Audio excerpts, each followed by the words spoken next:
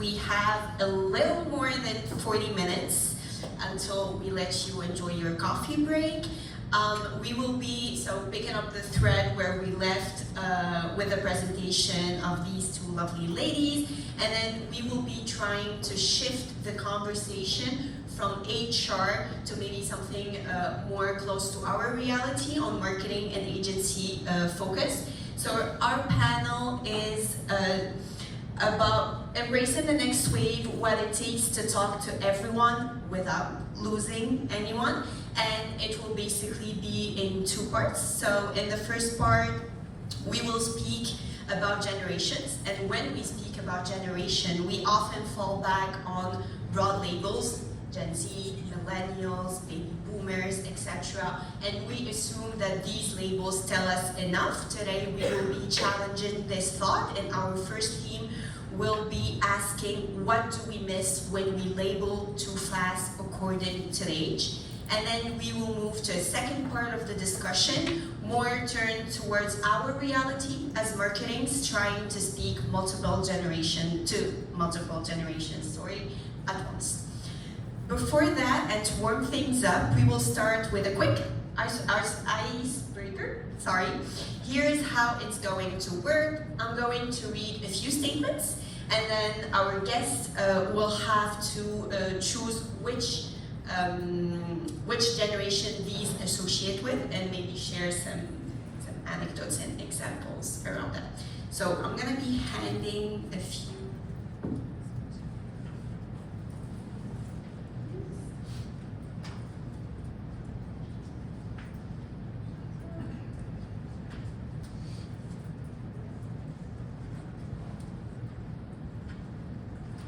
This is going to be fun.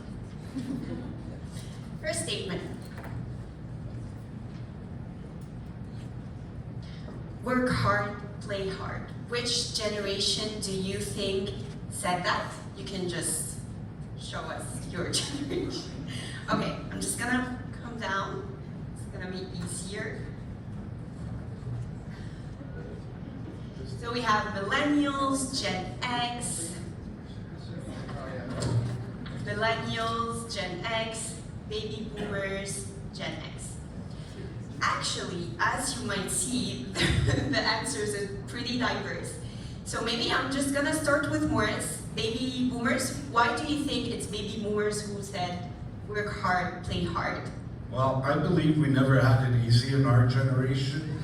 I mean, don't forget, son of immigrants that landed here and started to work. Luckily enough, my father was a bank manager, so mathematician as well, and he educated us pretty good, but we had to learn the ropes, very disciplined in our generation. I mean, even the education system, I've received the strap twice from the principal, and that today does not exist anymore. So it's basically the way we were brought up, and the play hard was the, like, no social media, no, how can I say this? We were out in the streets. I mean, I remember, seriously, I learned a lot of the languages in the streets. I learned to play street hockey. Back then, there was no other activities. So, work hard, play hard, that's my way of looking at it. Okay, maybe a perspective for someone who answered millennials. There's quite a gap between baby boomers and millennials, so maybe you could give us some thought on why you think that it still applies to millennials. Sure, I answered millennials, and I remember the lyrics of Work Hard, Play Hard, an Jason Derulo song that came out like 10 years ago, and I feel like he was speaking to us, our audience, and that's where the term came from. All right. I think something that's really interesting is that I didn't see Gen Z on any of those cards. It's because they don't work hard, play hard. An interesting 2024 survey from Robert Walters North states that 52% of Gen Z are actually avoiding management position because they associate them with higher stress, minimal rewards. So maybe, Rachel, you could tell us more about, does Gen Z have maybe a different definition or something else instead of work hard, play hard, since apparently it doesn't apply? So I actually turned down a leadership position because I didn't think I would be set up for success in my organization. Not a huge leadership role. I think I am still a leader in my workplace, but in more of an individual contributor way, as opposed to like managing people. I think I'm too early in my career with the experiences that I've had. So anyway, I didn't feel like I had the supports to actually do a good job, and I wanted to defer that to someone else and then bide my time. Maybe someone could give me mentorship on whether that was a good decision later, but I guess to the point, what was the second part of your question, sorry? Do you think there's another version of the work hard, play hard for Gen Z, maybe? I feel like you could ask ChatGPT for a very funny kind of example. Funny enough, I did. And he told me, maybe I can make you react to it. Work smart, live life. Yeah, it's true. I think that applies. I think that resonates with at least my peer group, is like, certainly all the people I went through school with, like, just wanted to get in and do a great job. Truly, they really wanted to excel at the work that they were doing, but when it's time to go home, it's time to go home, and people just kind of want to get on and live their lives from there. So from my own experience, that resonates for sure. Interesting. Moving on to the next statement. Fail fast, learn faster. Which generation do you think associates with this statement? Gen Z. Misty, can you tell us more about why you chose Gen Z? We have Gen Z there, Gen X. Not sure. Gen X. Okay, Gen Z. Well, certainly I'm not a generational expert, so I did a lot of reading and learning, even preparing for today. But I think the anecdote I wanted to share about my agency is we recently lost an employee who was a Gen Z because she wanted to live on her own terms, right? And she had lots of sort of passions in the universe and sort of pushed against authority in big ways, right? And so I had a heart for this woman because she was super authentic to herself. You know, she was like so engaging because she lived life in that way. And so I pulled her aside and I said, you know, what is it about this perception that Gen Z doesn't want to work hard? She said, that's absolutely not true. She said, we want to work hard just like every generation that has before us. We just want to do it in our own way, right? So I think that idea, whether it's the last quote or this one, of fail fast, learn faster, as a manager, what I'm struggling with is, for example, our social media presence. Drives me nuts. Just like our clients get frustrated, right, about what they see online. It's the most public thing. Our young people are pushing me to follow the trends, right? And fail fast. It doesn't matter if it doesn't work, right? It doesn't matter if it's not on brand. And I think our perception of what we were taught by our leaders is that there's hierarchy, there's authority, there's rules here, there are brand guidelines, right? And so this idea of allowing young people to not only be who they are, but allowing them to shape your companies in the ways that feel very uncomfortable to you are actually what works. They are proving me wrong every single day in what is engaging, changing me to think about who our target audience is and the cultures and values of our company. So sorry if that was too much, but I wanted to comment on Sam's question. It's really about expectation setting and really changing the rules of the game and being flexible as you go. Interesting, thank you. I'm just gonna move on to the last statement, my personal favorite, just to give us enough time to move to the next theme. So the next one is going to be, can this be a Slack message? Who do you think said that? I think there was no hesitation here. I want to see, Nicole, maybe what you have to say about that. I think this is the only one that was unanimous. As we had said, Gen Z is fast, they love efficiency, and efficient is right in the Slack message. But make sure it's sweet and short and concise. But yes, Rachel says this all the time when we were in meetings together. Couldn't this just be a Slack message? Do we all need to be around this meeting? Could we have this conversation? Or that's a piece of information that I want to remember later. So instead of having that conversation about it, it's helpful to have it in written form so that you can refer to it later. I want to maybe have a reaction from someone in the audience on a very interesting follow-up question that I have here. Do you think that younger employees are too quick to dismiss the value of a face-to-face conversation? Does anyone want to react on that? Pinot, this is yours.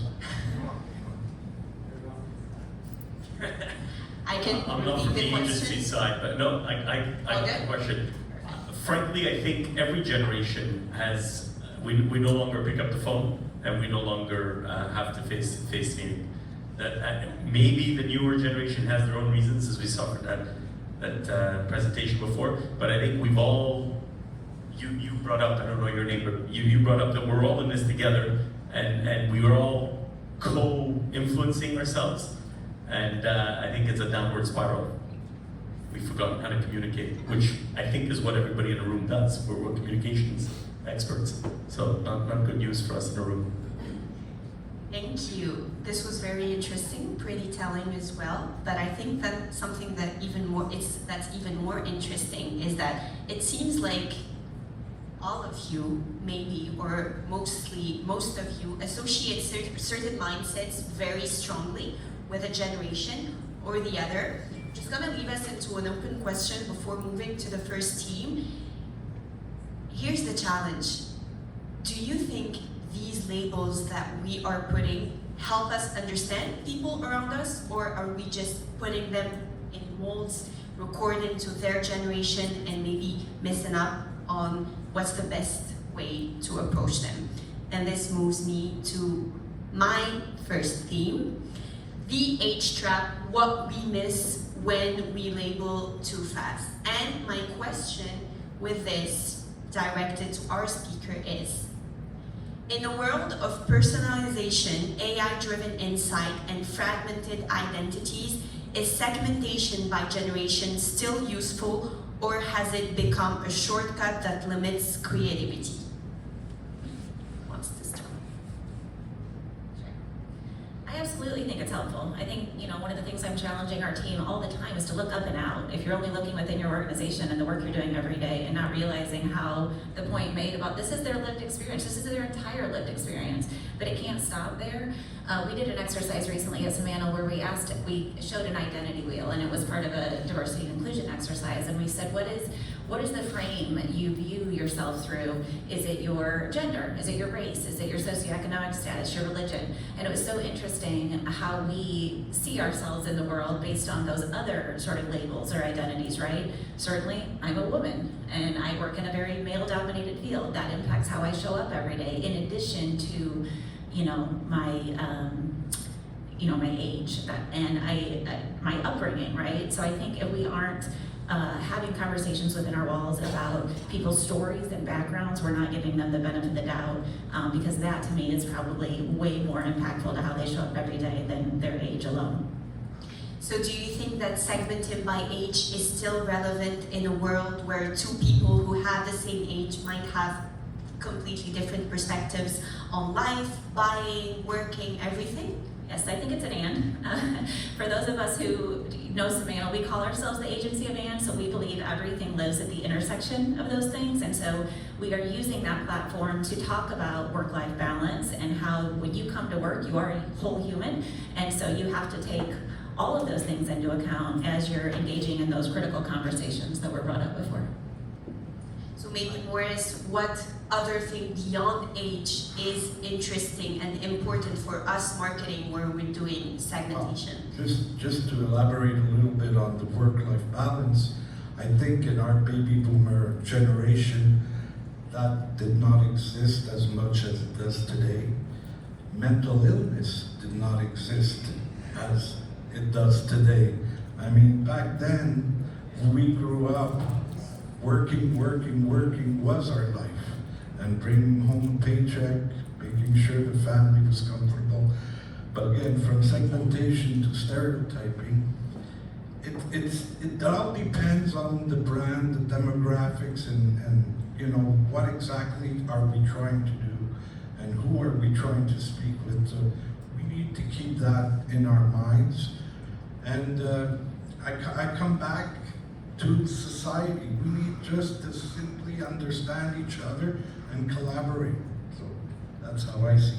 Yeah, I wouldn't necessarily, for me at least, classify it like the difference between like a baby boomer and someone older or younger, but it really is the response to the dramatic shift that we saw when everyone was forced to work from home. So kind of those who were in the workforce and more so established before the pandemic versus after, I think those individuals are very different.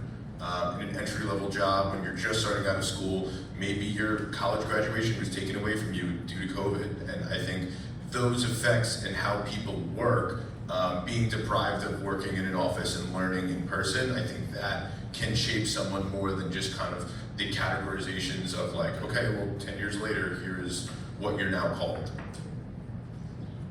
I do think that it can influence our creative solutions for clients as well. Van and I were having a conversation about that last night, that a big trend in the industries we serve is that fathers and grandfathers are handing over the business to a younger generation, right? And in a lot of cases, that's women now. And so we're building personas for our clients that target these women who are moms, who are trying to run companies. But again, that's a gender issue. And what we haven't done is probably taken that to really a generational sort of creative variation. And I think there's a lot of power in that if we lean into that understanding of how their worldview is different. I think Morris has something to add. Yeah, I just want to add that baby boomers contributed to society and our support, civil rights, the environmental movement, the women's rights movement.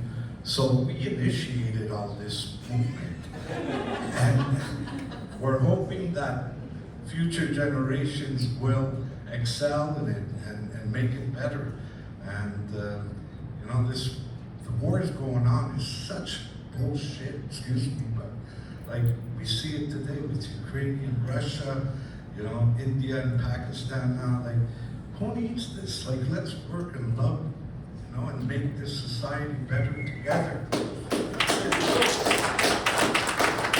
I think everyone agrees here. I'm interested, Rachel and Nicole, maybe more from a consumer perspective. What do you think about brands who try to segment consumers based on their generation? Do you think that's good? Do you think that leaves place to a lot of stereotyping? What do you think about that? Maybe, Rachel, you can start. I don't want to put you on the spot. I guess that's what the panel is all about. To me, I think if you're going to try to appeal to a certain group, you certainly ought to speak to someone from that group, and not just one person, but many people. And I don't know the ins and outs about the way that you folks work. I trust that you have lots of collaboration in that way. But I think if you're trying to appeal to a group, just make sure that it's going to resonate, because if you've got something that's like slightly, so here's a word for everyone today. There's a word, sorry Nicole and millennials, it's called chuggy, which is like, it's too millennial, it's trying to be cool, it's not cool, it's chuggy. So you don't want to miss the mark on things like that, or you've got people coming behind you saying like, that was so chuggy, what did they? I think another word also that we use a lot, I noticed my sister always says that to me, says, you're so cringe. So cringe, yeah. So, do you, what do you think about, there's more and more the concept also of a bad buzz with a brand. So what do you think about a brand that tries to speak through an ad to Gen Z, but the ad has not been done by a Gen Z? It was done by a millennial, Gen Xer, baby boomer. Do you think that's still possible? Or do you think if we are to speak to one generation, it's that generation that should be behind the thought of it? I guess it all goes back to just understanding your audience as well. And if you happen to have the resources to really understand, and also, I guess the other part of this is, I'm thinking about this kind of from an engineering lens, is like, maybe you learn fast, fail faster. You say, we don't have time to talk to any Gen Zs, let's put out a Gen Z ad. Well, you better have ways to capture that feedback and just see how it's actually working, so that next time, you test your hypothesis, we can make an ad, we don't need to talk to Gen Z. Did it work or did it not work? That was our variable. It did work, great. I guess we don't need them. It didn't work. let's try something different next time. So I think it's kind of that iterative approach. I will say too, from a content perspective, Gen Z really likes seeing other people of their generation. I think that's why there's such a dramatic rise in influencers. We have a couple of education clients, and we've had discussions with them on things that their students or prospective students really want to see in their marketing. And it comes up that these like day in the life videos of someone like waking up, like splashing their face with water, going on a walk, catching up with a friend, like when you are looking to educate yourself in something, your client, in what it would be like to attend a school, what it would be like to buy a certain product, hearing from someone who is in your shoes or perhaps 2 years older, I think is extremely beneficial to getting the message across for this generation. And that's the influencer, insert influencers there, basically. Yeah. Very interesting, thank you. I think we have time for maybe one last question. Can you, our speaker, or maybe anyone from the audience, share an example of a campaign, a brand that you think got it very well or very badly in terms of trying to speak to a generation whatsoever?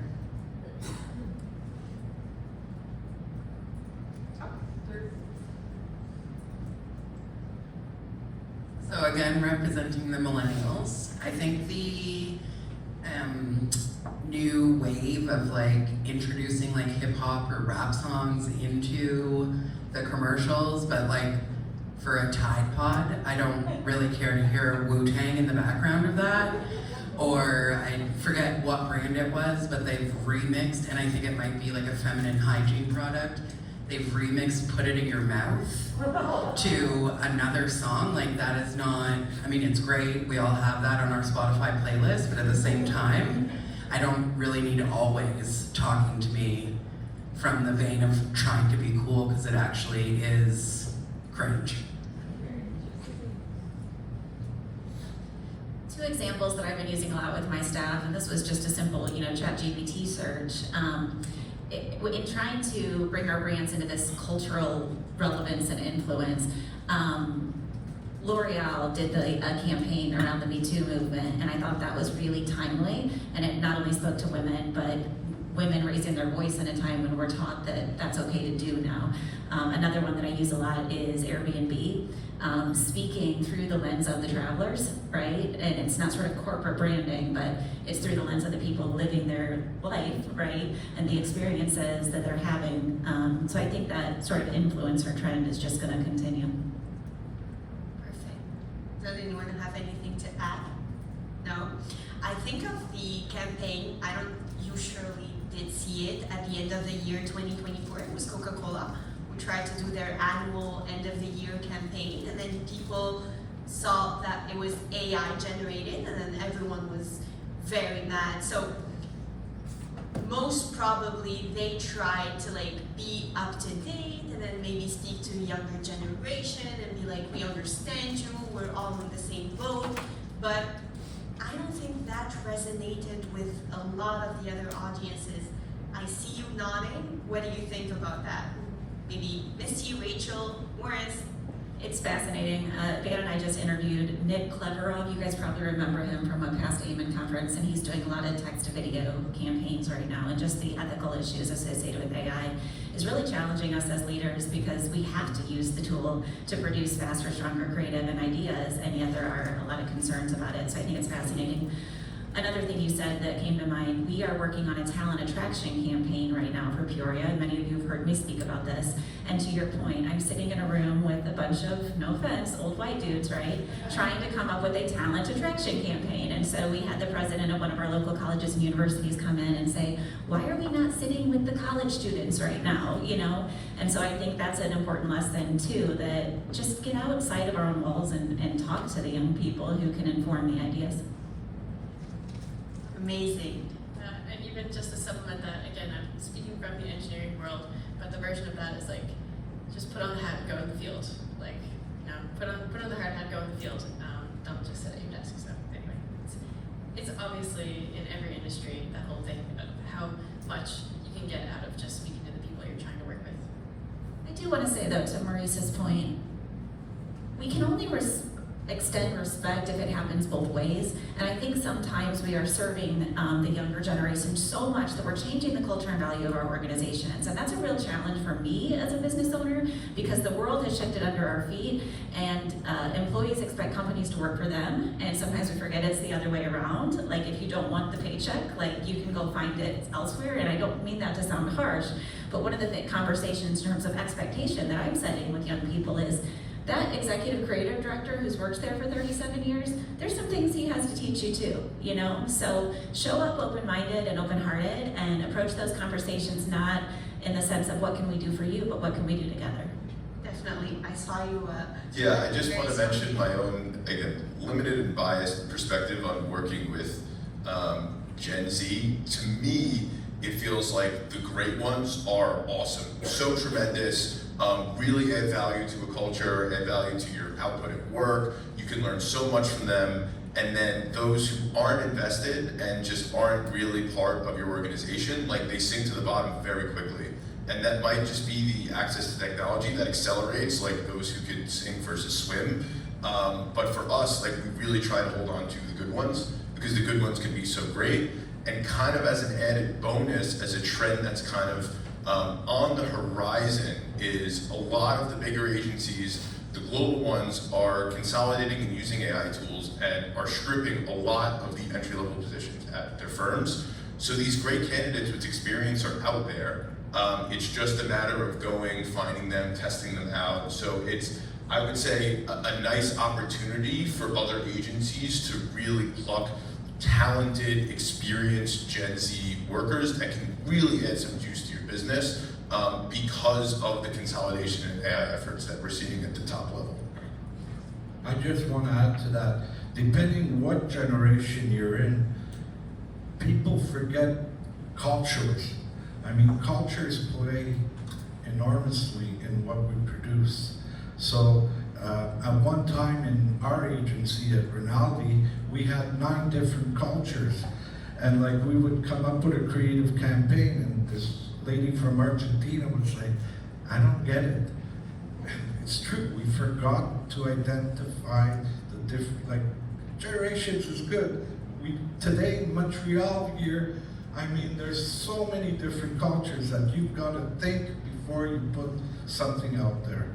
So I think your point is very relevant, Morris. And then again, we were thinking when we were conceptualizing this panel that a Gen Z in Ottawa and a Gen Z even in Montreal, we're so close, but we're so different. So imagine a Gen Z from the United States and a Gen Z here. So that's really interesting. And this just tells us that segmentation by age, by generation is good, but it's not enough.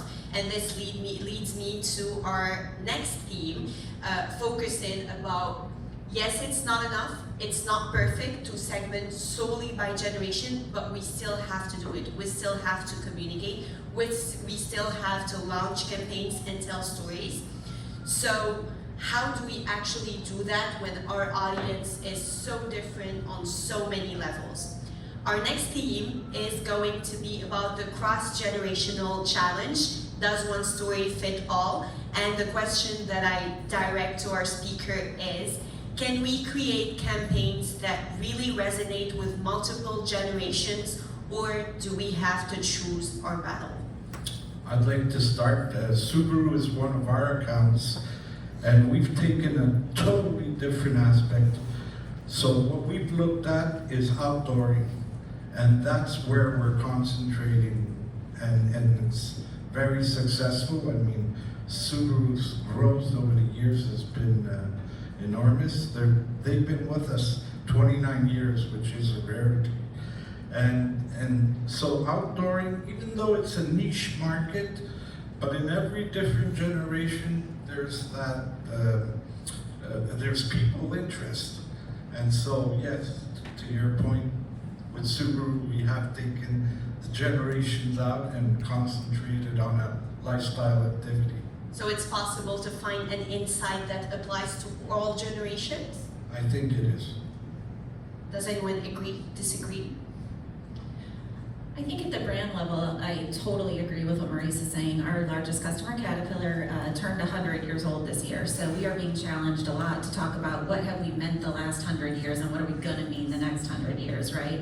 And so that is a really interesting creative challenge. When you get down to communicating at a micro level, I really love the quote from the speaker yesterday that said, when you're aiming at a moving target, you gotta aim out ahead of it, right? I think even talking about the Gen Z, we should be talking about Gen Alpha, right? I've got a 12-year-old at home that speaks a different language than I do, but if I am not having conversations with her every day, then I'm not going to be able to move at a pace that keeps up with what this generation expects. So we can learn a lot from our kids. Yes, Queen.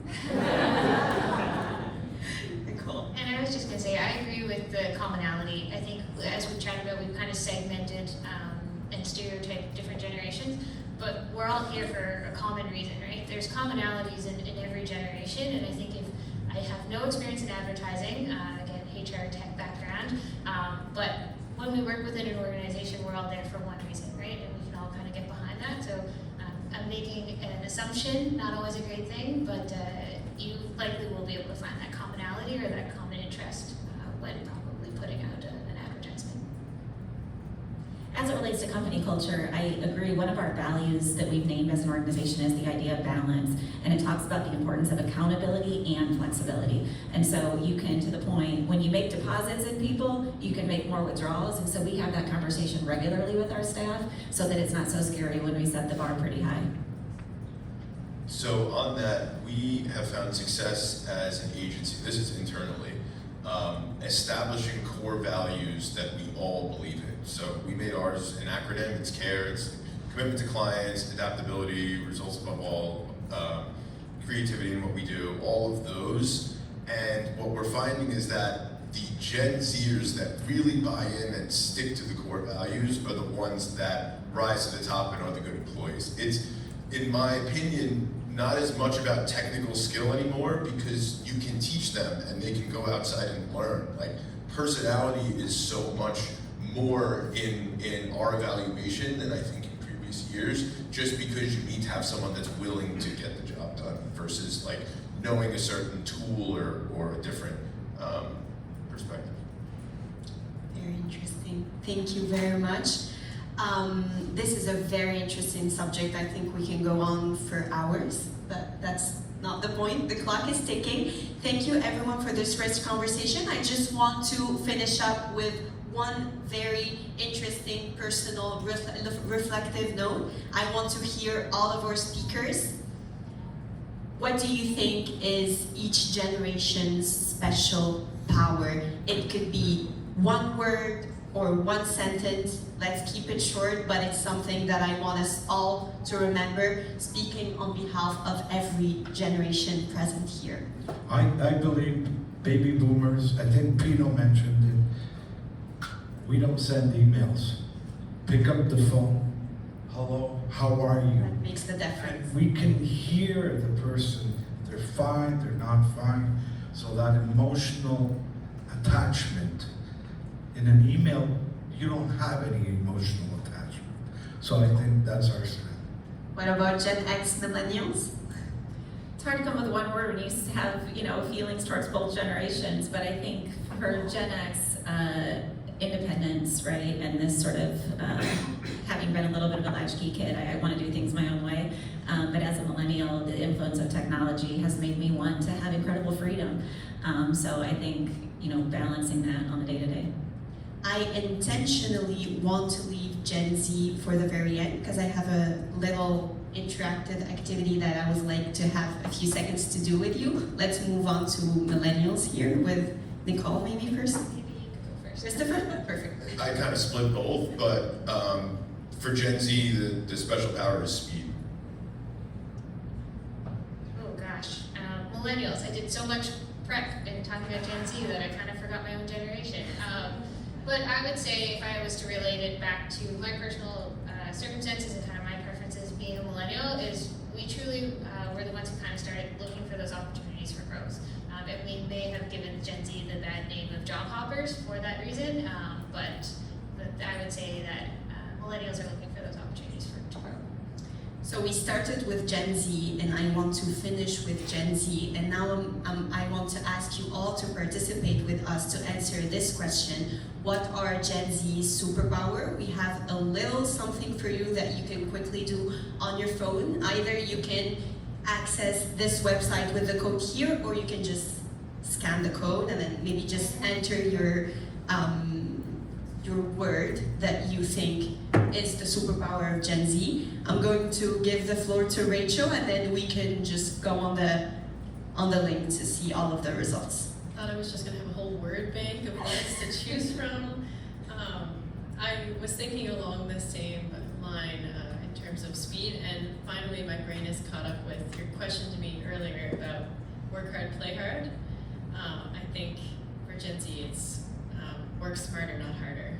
And it's so hard to reduce a whole generation into one single superpower when every person has their own strengths they bring to the table. But again, to Nicole's point, speaking from my own experiences, I think it's speed. So, here's the beautiful results. We can go to present. Perfect, so we have tech savvy, resilience, collaborative, change, creative, pushing against norms. Wow, that's very interesting. Skibbity toilet, a little bit that's interesting, but still funny. Crying, wow, does anyone want to react on that? Empathy, questioning the norms. Well, everyone, on this beautiful note, thank you very much. It was a pleasure for me to guide this conversation. Also, a very special thanks and warm thanks to all of the individuals at Rinaldi who worked in the shadows for this panel. Thank you a lot. We have some of them here present. I want to give them a round of applause.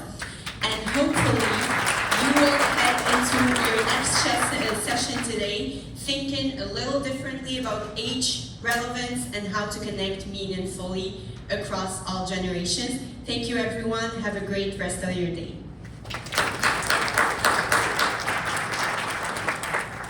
We're going to go to break. You have about a 10-minute break. So, enjoy. Ready for you?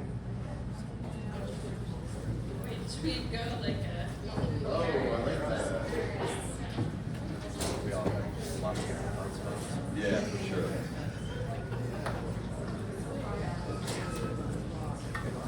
I do agree with what you said. Still here. No one touched yourself.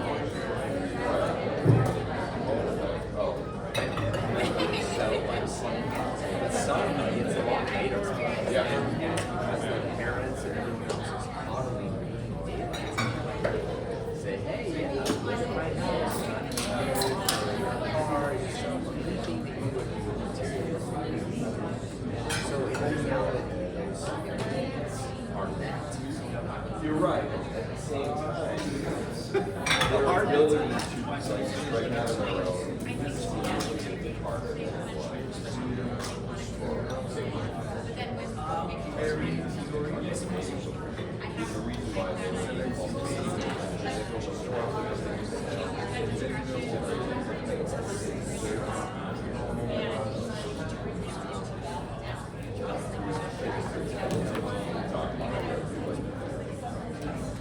I did love the comment where he said this presentation is all about how we use this job. Right, exactly. That's perfect.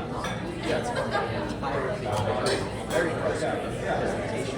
Just even that was that?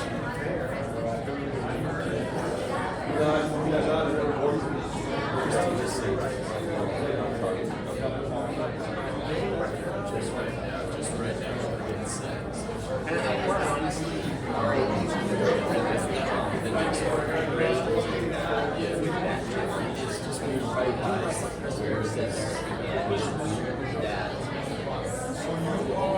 higher than personalities in a way oh, I think that they have been the same. And necessarily finding someone doing it for a year or so. Because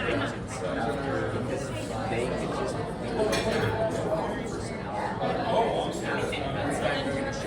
I have a year, so I should be a director. I like that comment.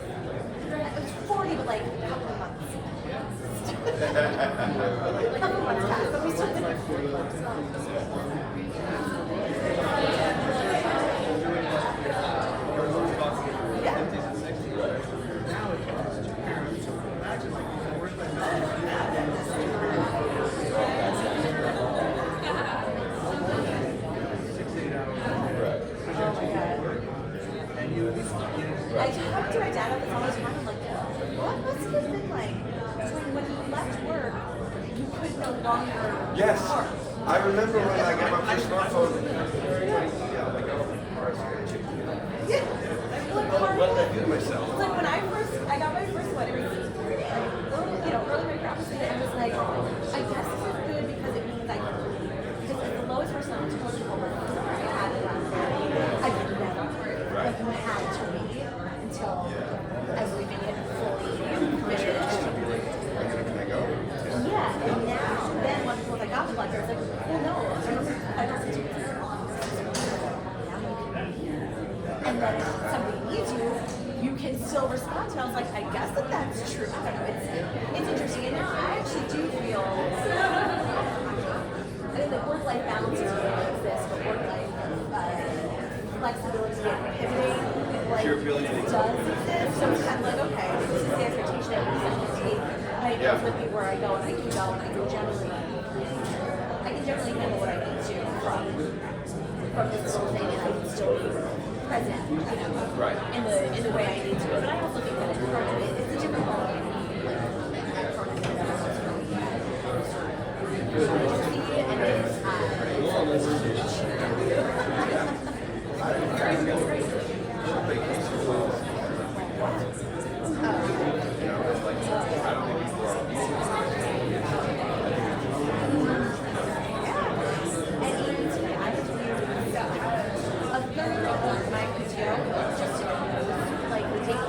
Right. school holidays that we didn't have off. Okay, now I have to daycare's closed now, so he's going to have that. So by the time I'm covering just the days when my childcare's closed, now I have like 6 days. 6 days left to like do whatever vacation I thought I was going to do. It's a minus 4 weeks. I would put it in that Sean.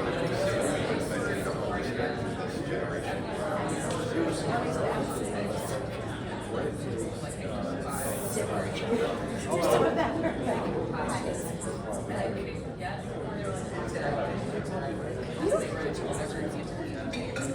No. the world is changing. The world is just changing.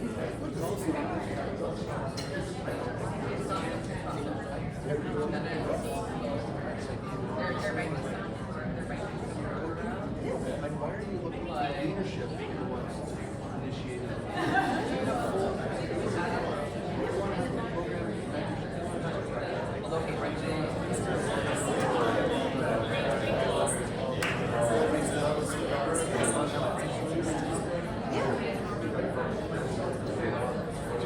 Well, do it, and also if you like, if you need support, if you're not exactly sure how to get it done, then just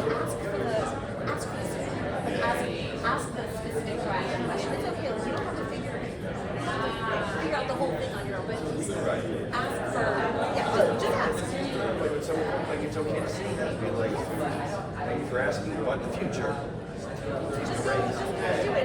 And here's some ideas. Like I think there's not being give and take, right? Because I think people are scared to just take something and try to do it because they don't know how to do it. But part of their learning experience is to figure out how to do it. But here's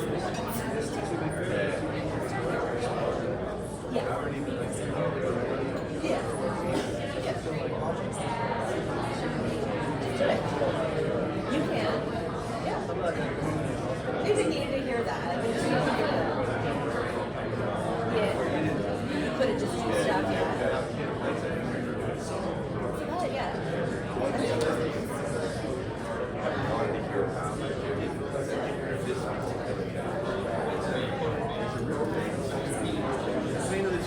How are you?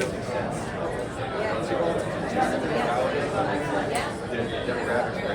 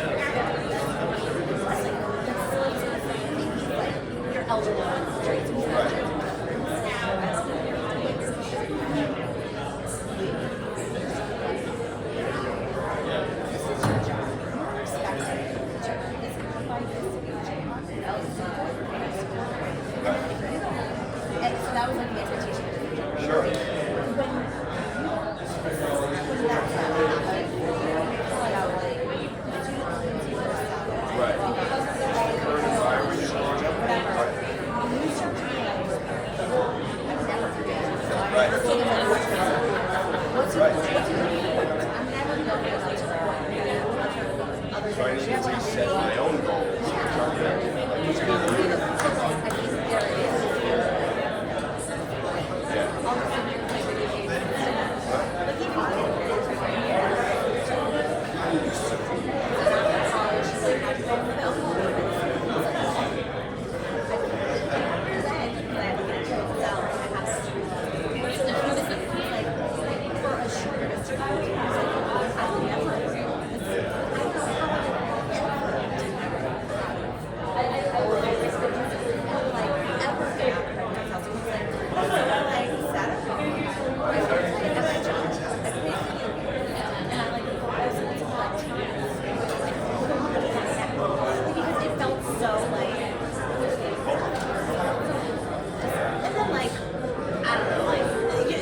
wasn't quite as young when I snapped out of it. Like, moved to New York and did a whole thing. Some people don't. And then right? I do think it's like these expectations versus reality. Like,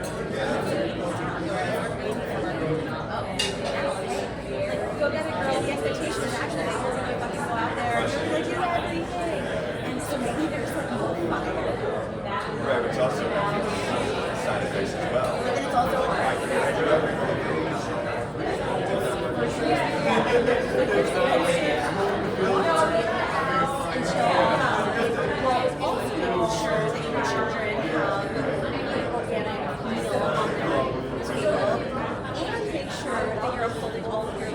Friendships and like your sister, like, make sure you're working out. She really cares about what's wrong with you. And like also like take care of yourself. Your skin. Okay. We all just recognize nobody's quite too much. But I also think there's more of a conversation going on about what's impacted, and the conversation about what's impacting, about how you're being impacted is happening even greater because it feels dark now.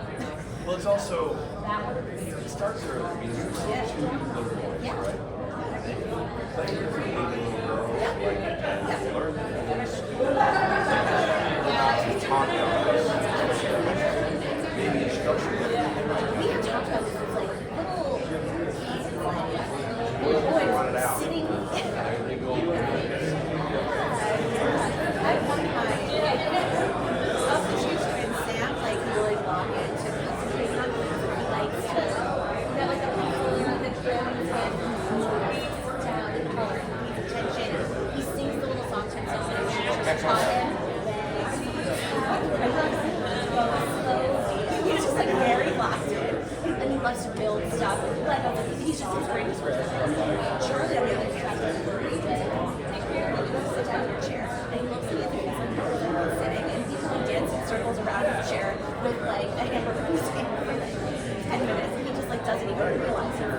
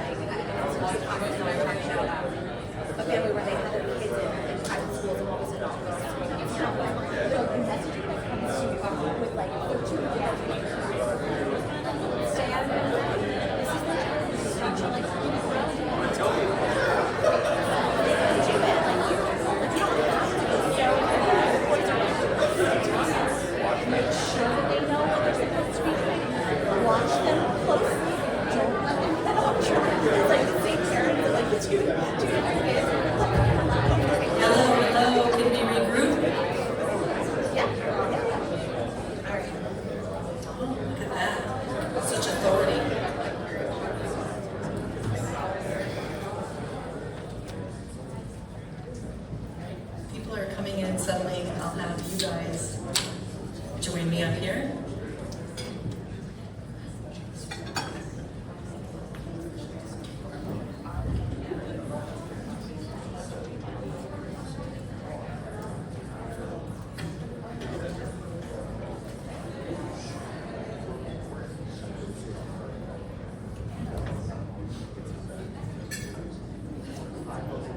Morning.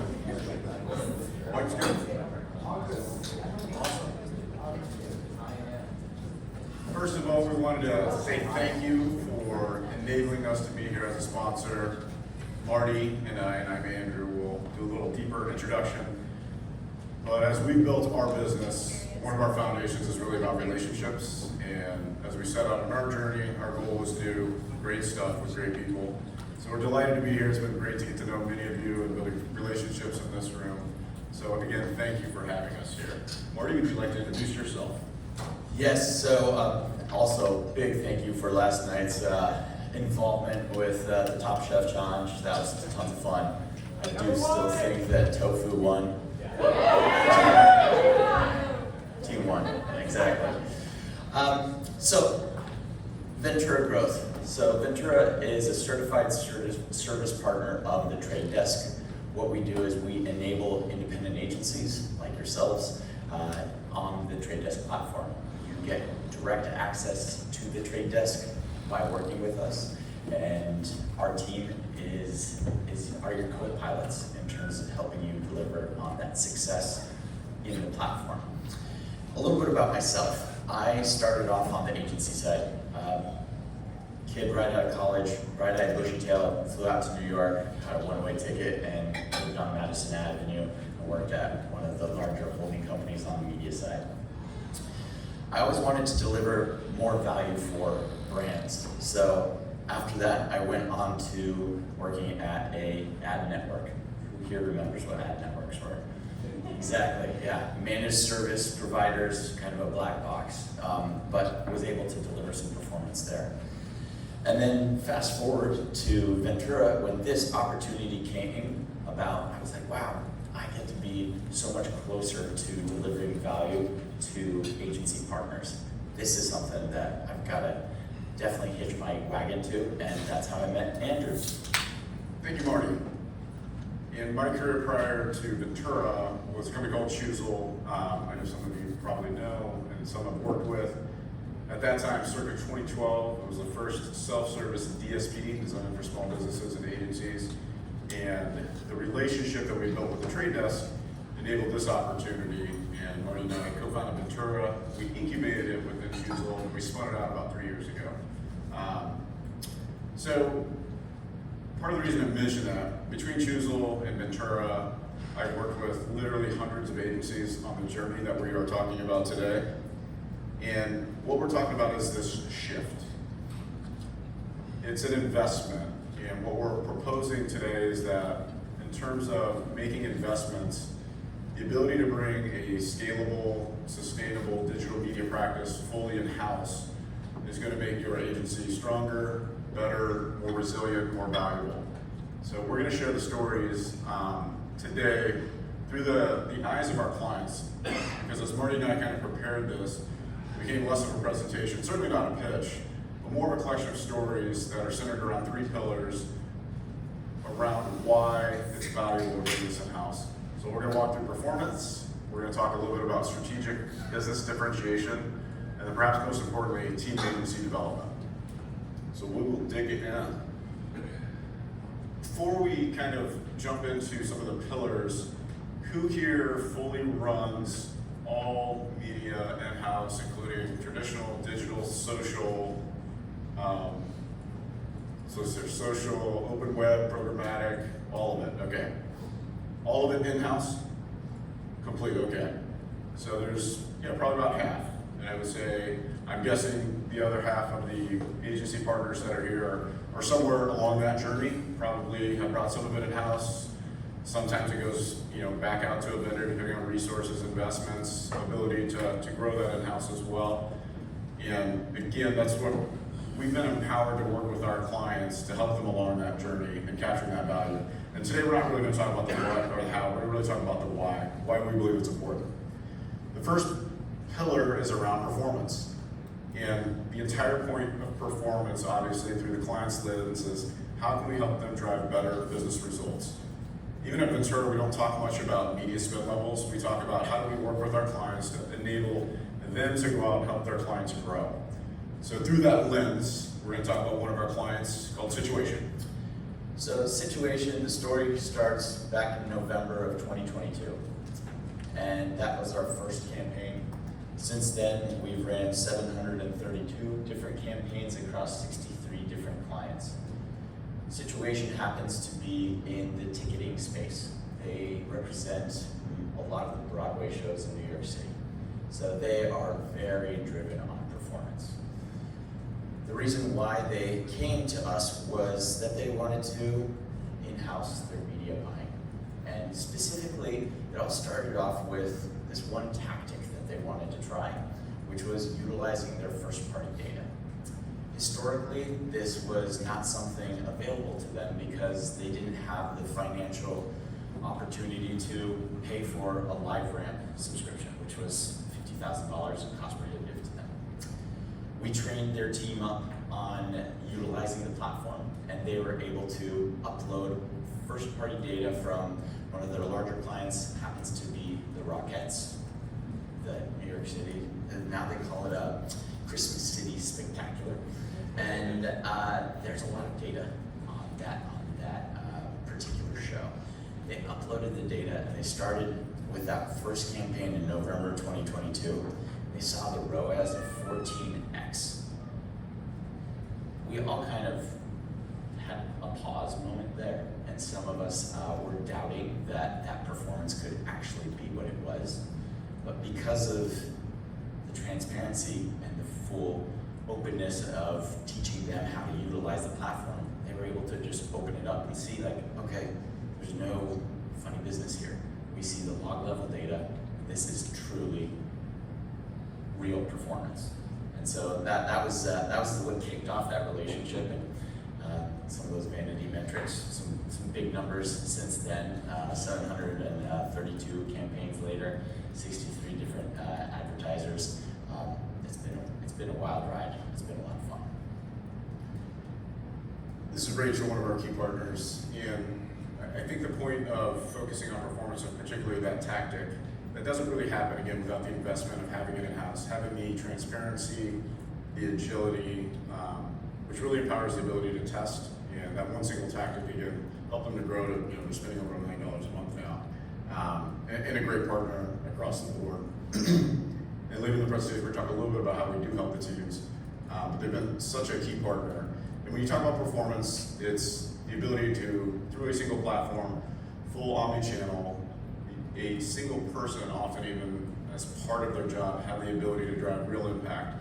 And we're going to talk a little bit about that in the team development. The shift from work that may be less valuable around vendor management really goes to focusing on helping the clients grow. And that transparency allows for the full alignment across all stakeholders. And again, the bottom line, you're putting more working media to work, right? That is a key part of this, having that full transparency. And as the teams grow and are supported by the likes of our teams and our pods, the working media becomes more effective. So it does become a full force multiplier across the agency. And by the way, if there's any questions at any point, feel free to throw them in. But we'll jump into the second pillar here, which is really around differentiation. And we're talking about strategic business differentiation. Like most of you, Marty and I are stakeholders in our own business, and Marty's the day-to-day operator and president. I spend most of my time trying to figure out how this business doesn't die, quite frankly, right? And as entrepreneurs, I know we think about that a lot. And one of the key ways to do that is focusing on the growth, sustainable growth, and true differentiation in the marketplace. And again, where our client stories kind of support that notion that if you're able to invest and bring this in-house, it does make you better, it makes it stronger. So we're going to walk through that with one of our other client examples, our friends in Sioux Falls, South Dakota. Yes, this is a story about Chris Kappen. So a lot of our partnerships start by the trade desk introducing us to independent agencies because they might not be ready to be working with the trade desk directly. Chris was not one of those folks. He picked up the phone and just found us, and he was relentlessly calling me, which was a surprise because that doesn't happen very often. And Chris had a problem. He had just lost one of his clients, and he felt like he was becoming disintermediated. The reason why he lost that client was because it was from a media perspective. The client was asking a lot of different questions, and he was really kind of just the middleman, going back and forth to that vendor and trying to understand the performance. Client was frustrated and just went straight to the vendor.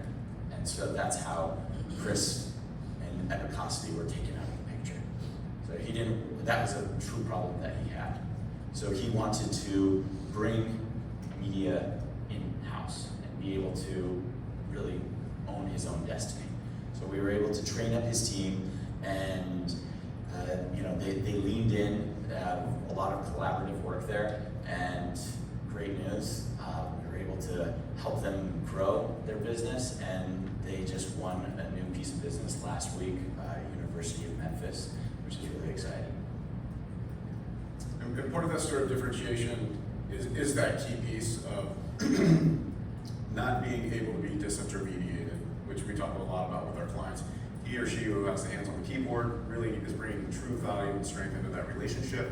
And you can't really be taken out of that value chain unless for other reasons, obviously they may switch jobs. So that's a key part of it. The other real unlock on differentiation that we're seeing with our clients, including Chris at Epicosity, is the efficiency of running the platform in-house enables the key stakeholders to focus on other higher value work. Allows them to invest in building products and services that then further differentiate them in the marketplace. With Chris and Epicosity in particular, who here was in Peoria last fall for the event? Okay, our colleague Steph was there. That was the more data-driven event, of course. Steph heads up our data solutions group, which we more officially launched in January of this year. Chris and Epicosity are one of our first partners on the data solutions group. And data solutions came about for this exact reason. It's a bit circular. A lot of our clients were, as they were unlocking value, they were able to look more upstream and how can we provide better value to our clients. And we kept hearing the same questions around identity, around data management, first-party data. How do I take all this data from these different channels, visualize it, measure it, understand it? And that's what our data solutions team does, and Epicosity is one of our first clients. And it's enabled them to further differentiate the marketplace. So again, instead of Chris and his team focusing on vendor management, they're able to talk about analytics. They're able to go to their clients in real time and say, hey, do you have another channel we can pull into this dashboard? Let's talk about real measurement. Let's talk about attribution. So again, it's a real unlock to further differentiate with that efficiency as well. And again, becomes more circular, allows our partners to win clients, to keep them longer, to gain more value from them, and also enables a lot more higher value work for the team, which kind of leads us into our third point. Anything else you want to add there? It's been really fun to be able to help this agency out of Sioux Falls, South Dakota, get the same type of tools that the largest holding co's in the world have. The fact that they were able to bring something like Netflix or Spotify to their partners, which are regional banks, regional universities. It's just really neat to be able to do that. And they've been able to win by doing so. And then the third piece, team development and growth. We at Ventura, we don't build a platform. We're lucky to have a great partner in the trade desk that has thousands of engineers around the world that builds what we believe is the world's best independent platform. So we're in the business of people, much like y'all are. We are a service-based organization. We live and die by our ability to attract great people, and as importantly, to develop them, to provide them new opportunities for growth, for them to have impact within our organization. And again, our stories around our clients, by investing in in-house platform operation, it allows them to really invest in their teams and level up. To that end, we've got a client based in Baton Rouge, Louisiana. Baton Rouge, Louisiana, Gatorworks, love their name. They were founded by a gentleman by the name of Brian in his dorm room at LSU. He built it up over many years, and then he sold it to a larger group. And now that he is part of that larger group, he has to deliver 30% growth year over year. Sounds kind of familiar, right? Anyway, he decided, as still the agency, as running the agency, that he had to level up his tool set. So he called us and he said, all right, I need the trade desk. But he's not the only one to make that decision, right? He looks at it from a strategic level. Then there's the media head of the media head that heads up the whole media department, and there's the day-to-day operator. the day-to-day operator, her name is Amber, and before this relationship, she was really managing some social campaigns, and other than that, she was kind of a project manager of spreadsheets. And then there was Trent. Trent is the owner of the media department. And Trent had built up the media department alongside Brian. And over years, he had built some great relationships with key vendors, and he was very proud of what he built, and it was great. But the challenge he had was when he was looking to win new business or to answer questions, it would take weeks, sometimes even a month, to be able to respond to those RFPs. And initially, when he looked at shifting to an in-housing opportunity, it came with some trepidation because it would be changing what he had built. But by jumping into the platform together, now has the tools and he's able to strategically be able to answer questions in real time, things that took him weeks and sometimes a month to answer. So that's been it's been a real unlock for all people at the agency, from Brian, Trent, down to him. Yeah, I think kind of point those of you, which are most in this room, are making that strategic decision. That's an important decision, and it is an investment, but that's not really where the real work is. It does come down to those other levels around media operation, the heads of media. They're the ones that are most disrupted. They have to make the most investment. It is the biggest change. Sometimes their teams often even shrink with efficiency, right? It is a different allocation of resources. And so there has to be full alignment, right? The agency owner, president has to be ready to pull that trigger, understanding the strategic differentiation piece of it. But without having that buy-in from the head of media, it just won't work, right? There has to be a commitment to say, hey, this might be a step back before we get 2 steps forward. But almost universally, what we see is the ability to capitalize on those 3 pillars, which drives that sustainable growth. And with that investment, on the team development side, both at the media director level and then certainly all the way down to the operator level, there's a shift of work to higher value work, which is really important if we want to talk about empowering teams. We didn't sit in on the Gen Z presentation, but I'm sure there was a portion that, how do we retain these people, how do we empower them? Providing higher value work is one of the best tools to be able to do that across any agency, any company, I would argue. And so this investment of leveling up the entire media operation by bringing it in-house shifts that from lower value work. Vendor management is important. It is busy. There's often a lot of back and forth. But if your team is empowered to go into the platform and make an optimization in real time versus 6 emails over a period of days to get some sort of change done, they're going to be able to focus on strategy. They're going to be able to focus on creative strategies. They're going to be able to focus on unlocking that value of the work. So that's what we've seen with our partners across that. And then the bottom line means more engaged employees that have more opportunities, that are going to be sticking around longer. And as all of us, as I mentioned, the people of business, this becomes a huge differentiator in the marketplace to build and grow teams that really drive value. Excuse me. Any questions there? Go teams. All right. We're going to wrap it up here pretty quickly. Talk about ownership. Traverse is our plan on how we help agencies do this. We're not going to go through it. Should any of you want a deeper dive, Marty and his team are fully available to do that. But we just want to hit on Basecamp. This is everything that we do with our partners, starting with the first phone call. Everything that we do with our partners to prepare for the partnership before anything is even signed. And so maybe you can chat a little bit about the Basecamp and what we're doing with clients to get ready for this journey, this investment. And we really see ourselves as partners, not as vendors, because when you're buying it and making the decision to get onto a DSP, it is a resource allocation that you're making. We understand that. And so that's why we want to get to the essence of what is running your business, what's helping your clients succeed, and how we can help you find your true superpower and focus on that. So, we're going to talk about a lot of different things, from how do you do planning, how do you do forecasting, let's give you the tools that the trade desk provides, from digital out of home to CTV to digital audio, and how you can plan effectively that way and forecast with knowledge, know before you go, essentially. And then we build a common framework in terms of, there's no such thing as a one size fits all. Right? Everything is this trail map that you have here.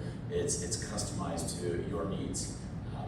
However, you might want to deliver on that success as quickly as possible. Because at the end of the day, that's what we're looking to do, is deliver value for you and your partners efficiently and transparently, so you can go on and win more. And this traverse is a recognition that all businesses are complex and often difficult to change. Early in my career with Choose, I came to some of the AMIN sessions. I was with Stone Ward and Little Rock, gosh, around 2016, and we did the Minneapolis one with Kruzkov. And I remember being younger, early in my career, just like, self-service is here, people, let's go. Where does everyone sign up? And as I've learned and worked with hundreds of partners over the years, you realize that this is a major change. It is an investment in innovation, and it requires resource investment, sometimes a capital investment at the beginning. And we recognize that, and that's why we do dig in. We build out a partnership strategy team that is solely focused on this, to come in and assess where are your skill sets with your current team members. Can that person that's running search and social also be a platform operator? How do you think about media planning in general? We often start with a real client. So give us a problem, let's solve this together. That often ends up becoming the first campaign that we'll run with our partners in the platform. And so it's a long way of saying we realize it's an investment. We have developed our process here with Traverse to work with our partners in lockstep. Because the reality, obviously, if you're not successful in the platform and self-service operation, we're not successful as well. So we'll leave it there. But Basecamp is that first step in that journey. But as we finish up, we just want to impart that, in our experience with these client stories, we are delighted to see that a lot of agency partners have made this investment and put in the work, realize that real value. They do become better, they do become stronger, their businesses are more resilient and more valuable. Should any of you be interested in learning more about that, we would be happy to talk about that journey. But thank you for your time today. Thank you, Marty. Any questions? Yeah, from the crew. I was just going to add, for anybody who doesn't know Ventura, so Brett Stoneward, I've talked